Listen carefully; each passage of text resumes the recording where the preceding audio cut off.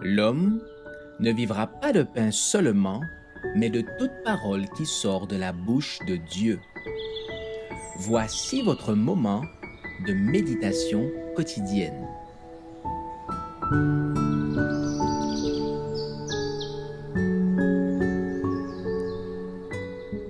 Avec Dieu chaque jour.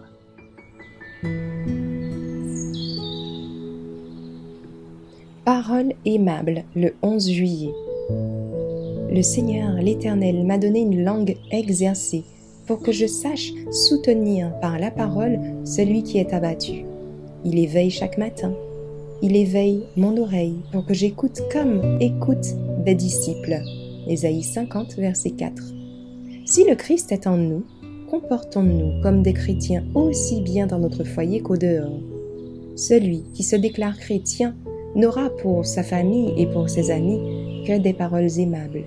Il sera bon, courtois, affectueux, attirant, et il se préparera à vivre dans la demeure du Père avec la famille céleste.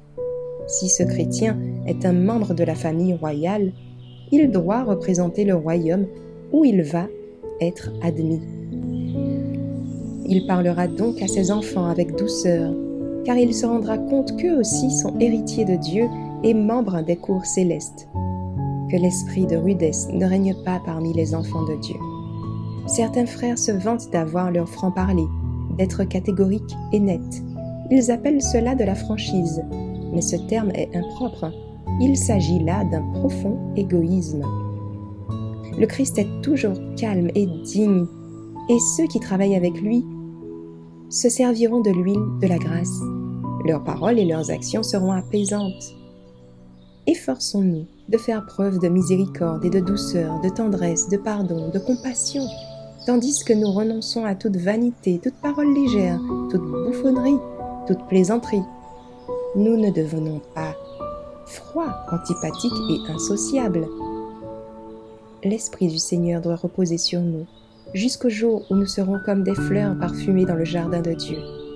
Nous devons nous entretenir sans cesse de la lumière de Jésus, du soleil de justice, jusqu'à ce que, changés de gloire en gloire, de caractère en caractère, nous devenions de plus en plus forts et que nous reflétions de plus en plus l'image parfaite du Christ. Le Christ est toujours prêt à communiquer ses richesses.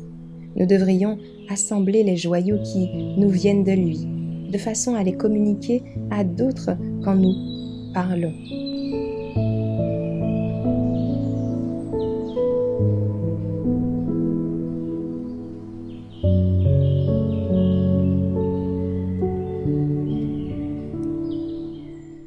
Merci d'avoir écouté cette présentation.